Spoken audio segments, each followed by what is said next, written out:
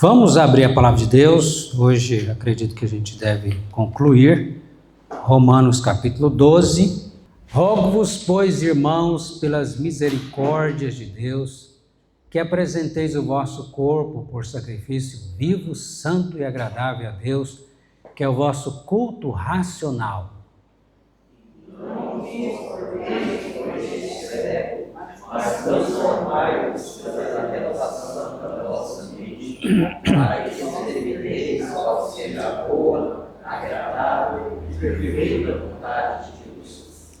Porque pela graça que me foi dada, digo a cada um dentre vós, que não pense de si mesmo além do que convém, antes pense com moderação, segundo a medida da fé, que Deus repartiu a cada um. Porque assim como um só corpo, temos muitos membros, mas nem todos os membros têm a mesma função. Assim também nós, conquanto muitos, somos um só corpo em Cristo e membros uns dos outros. Tendo, porém, diferentes dons segundo a graça que nos foi dada, se eclesiastia seja segundo a proporção da fé. Se ministério, dediquemo-nos ao ministério, ou que ensina, esmere-se no fazê-lo. Ou que exorta, faça com dedicação, que conclui com liberalidade, que preside com diligência, quem exerce a misericórdia com alegria. O amor seja sem hipocrisia, detestai o mal, apegando-vos ao bem.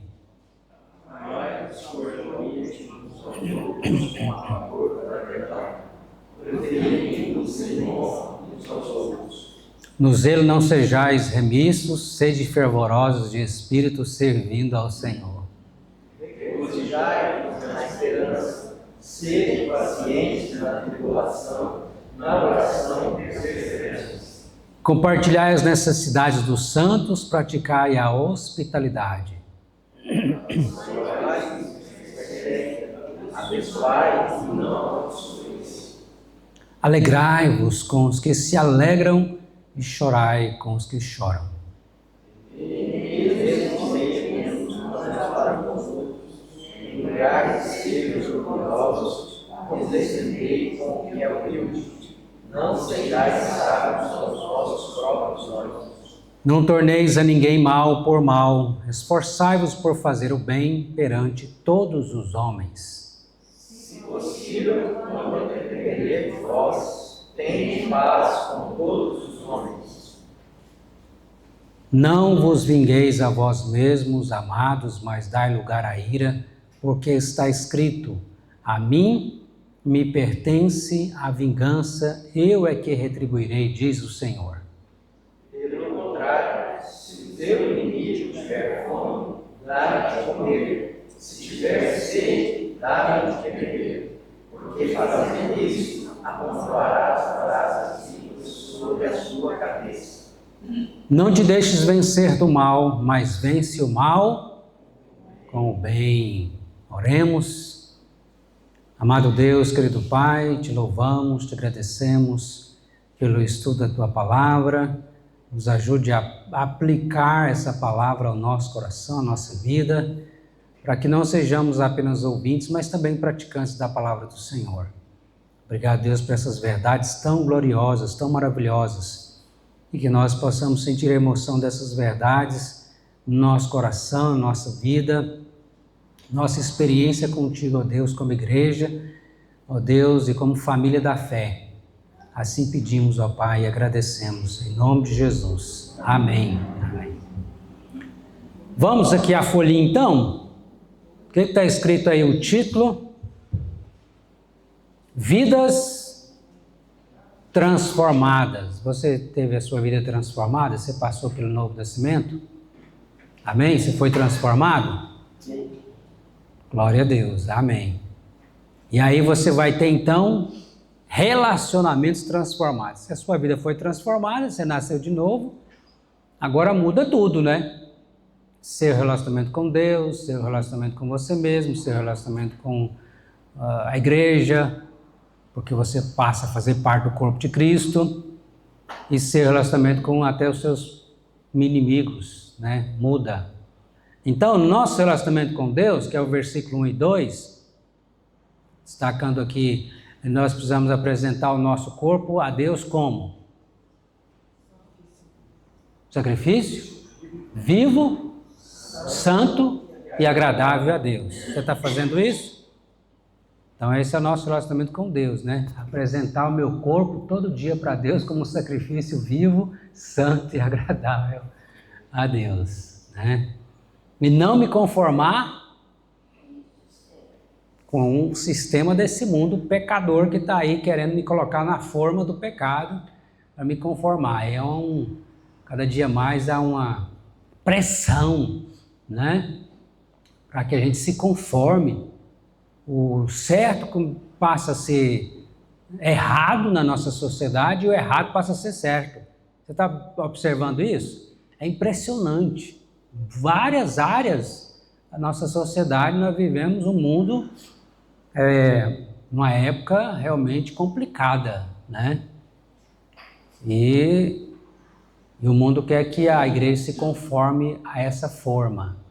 Mas eu e você vamos nos conformar ao quê? A renovação da nossa mente, uma mente renovada, segundo a palavra de Deus, conforme Colossenses 3,16, né? Habite ricamente em vós a palavra de Cristo, instruí-vos e aconselhai-vos uns aos outros, com toda a sabedoria e cânticos espirituais com gratidão a Deus em vosso coração. Então, nos conformar à palavra, essa é a nossa regra de fé e prática, a palavra do Senhor.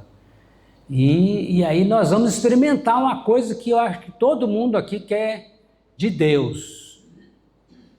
Você já falou assim para Deus, Deus, qual é a sua vontade? Já fez essa oração? Eu acho que todo crente quer saber qual é a vontade de Deus para a vida dele, quer? Com relação à decisão, muitas pequenas e grandes decisões na nossa vida, a gente quer saber qual a vontade do Senhor. Conversando com os meninos, eu digo para eles sempre, né, que há 3 decisões importantíssimas na vida de um homem. Primeiro, minha decisão por Cristo. Segundo, minha decisão com quem vou me casar, ou terceiro, as duas, né? Não precisa ser uma atrás da outra, mas a primeira é essa, com quem a minha decisão por Cristo, minha decisão com quem vou me casar, porque é para a vida toda. Pode acontecer separação, infelizmente, né? Mas nós temos na palavra que até que a morte nos separe. Então é uma coisa muito séria para decidir. E a gente precisa falar com Deus sobre isso. E qual a minha profissão, qual a minha vocação. Você já pensou você trabalhar numa coisa que você não gosta, que você não quer, você está ali, mas... né? Foi uma das coisas que o Ian falou, não, eu acho que eu tenho que colocar a profissão primeiro aí, depois pensar no casamento, tá certo, né? Mas as duas caminham quase que juntas, né?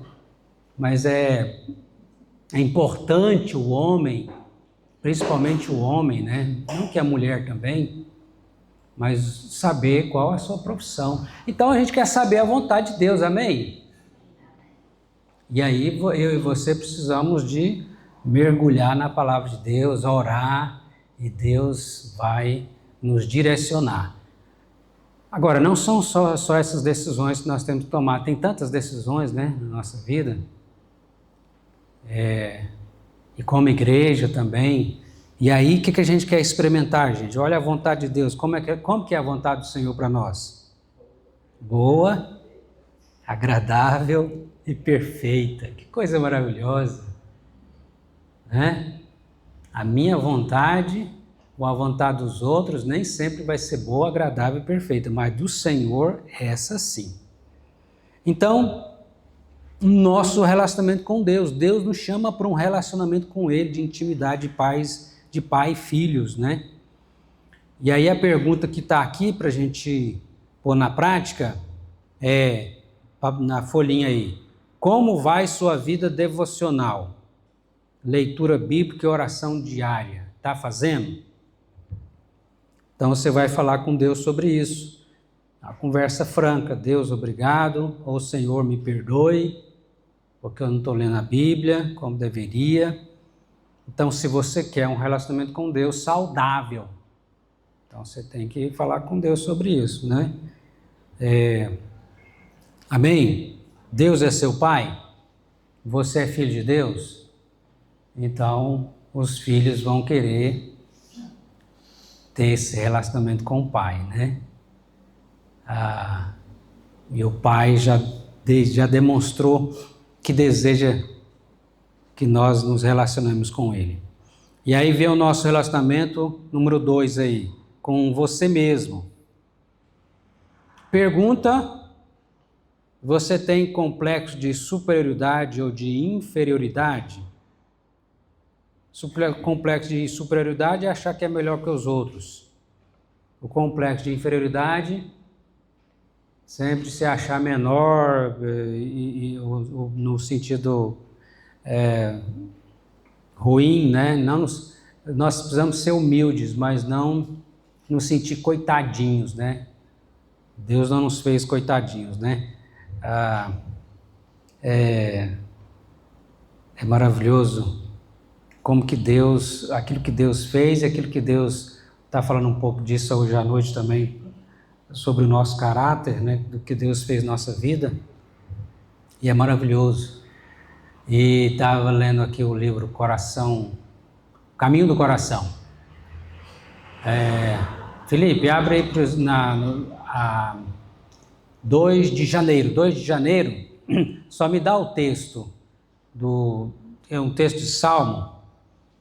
Me fugiu agora da memória aqui. O Salmo do dia 2 de janeiro. Salmo 119, versículo 94. 119, abre sua Bíblia lá no Salmo 119.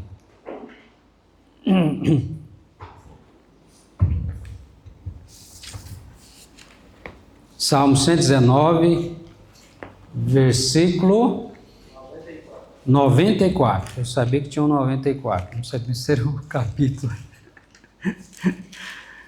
Salmo 119, versículo 94.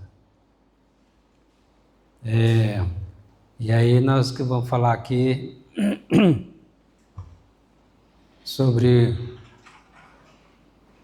eu sou teu, né? Achou? Então o salmista está dizendo para Deus, né? Verso 94: sou teu, salva-me, pois eu busco os teus preceitos.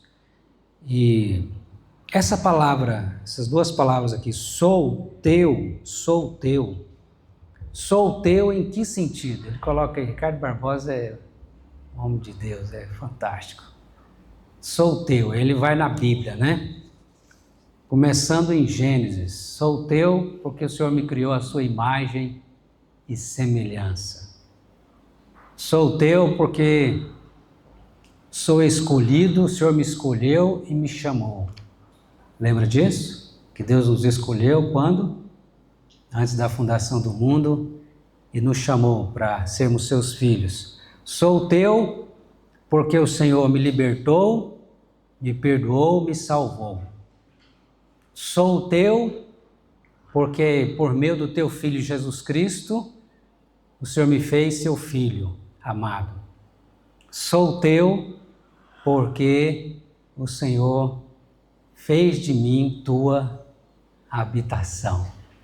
Está vendo a Bíblia aí, gente? Sou teu, desde o início, né? E até, podemos dizer, antes de Gênesis, né? Lá na eternidade, né? Sou teu porque o Senhor me fez sua imagem e semelhança. Sou teu porque o Senhor me escolheu e me chamou. Sou teu porque o Senhor me livrou, me perdoou e me salvou. Sou teu porque por meio do Senhor Jesus Cristo, teu Filho amado, o Senhor me tornou seu filho. Sou teu porque o Senhor me fez tua habitação. Habitação do Espírito Santo de Deus, sou teu. Então, é assim que a gente tem que pensar. O que importa não é o que eu penso de mim, o que os outros pensam de mim, o que Satanás pensa de mim, o que o mundo pensa de mim. O que importa é o que Deus pensa de mim. Então eu tenho que corrigir o meu pensamento se estiver fora disso, para não cair no complexo de superioridade, nem no complexo de inferioridade. E aí, fale com Deus sobre isso. Coloque isso em oração. Número 3 aí da folhinha. Nosso relacionamento com os irmãos. Você está exercitando o dom que recebeu de Deus para servir. E aí nós vamos daqui a pouco falar sobre as virtudes, né? A partir do verso 9. Vamos explorar um pouco mais sobre esse verso 9 em diante. Mas pensando nos dons, né? E aqui Paulo colocou para nós quantos dons aqui que nós temos? Que vocês já sabem, quantos? 7 dons. Quais desses aí você se identifica?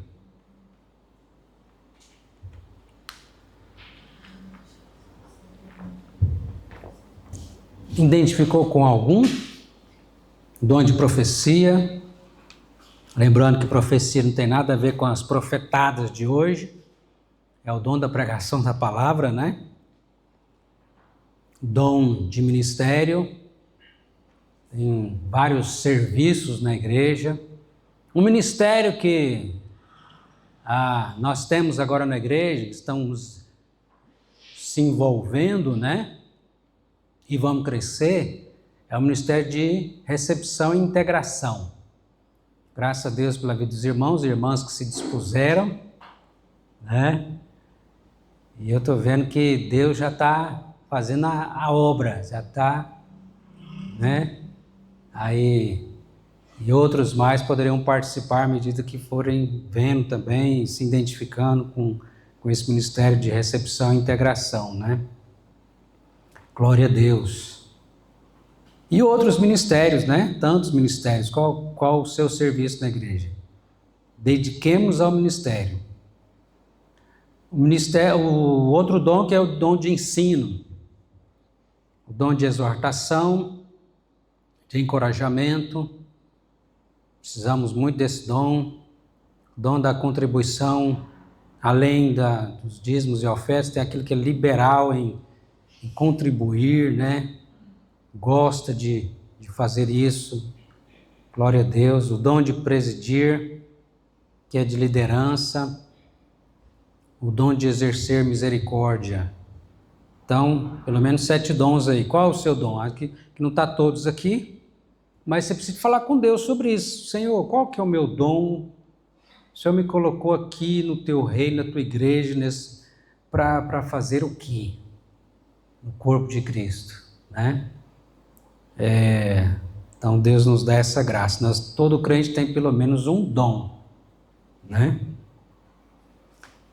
E o dom é para servir.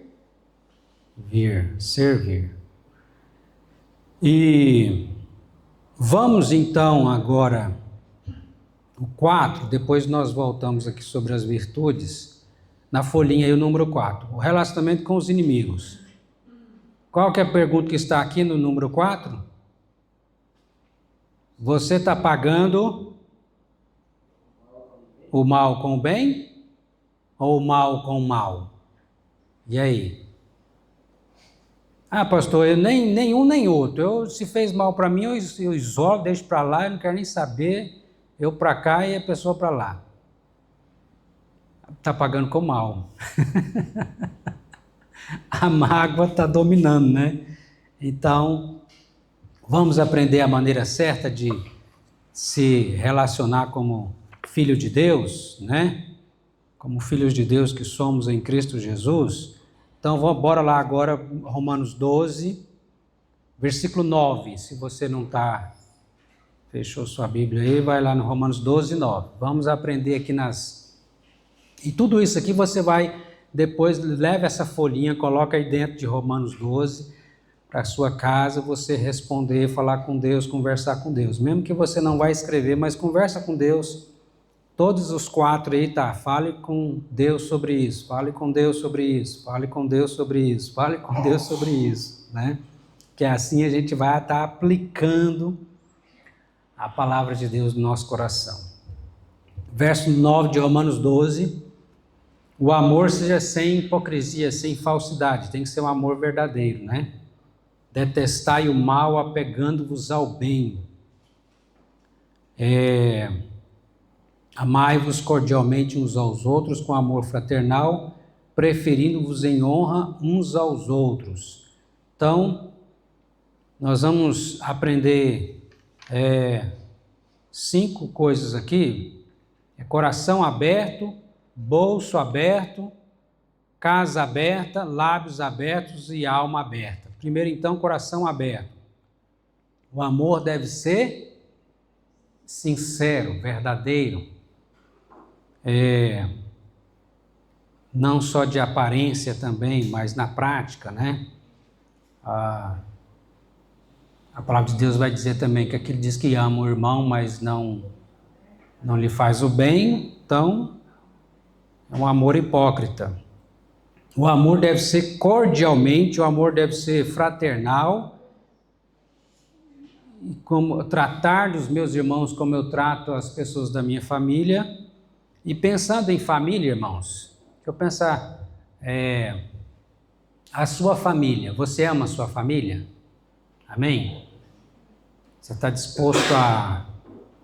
disposto a brigar, se for preciso, por eles, né? A defendê-los, a seu pai, sua mãe, seu filho, sua filha, né? Seu esposo, sua esposa. O que você está disposto a fazer por eles? Por exemplo, se tiver um ataque, alguém for atacá-los, o que você faz? Você fica assistindo? Não, né? Você vira uma onça, né? Para defender. Assim também, quando falo amor fraternal, é isso, eu ter esse cuidado, esse zelo com a família de Deus. Agora, sua família é perfeita? Ninguém é perfeito. Seu pai, sua mãe tem defeitos? Ou só tem virtudes? Seu filho, nota 10, não tem nenhum defeito. Sua mãe, ou seu esposo, sua esposa, tem defeito? Ou só tem virtude?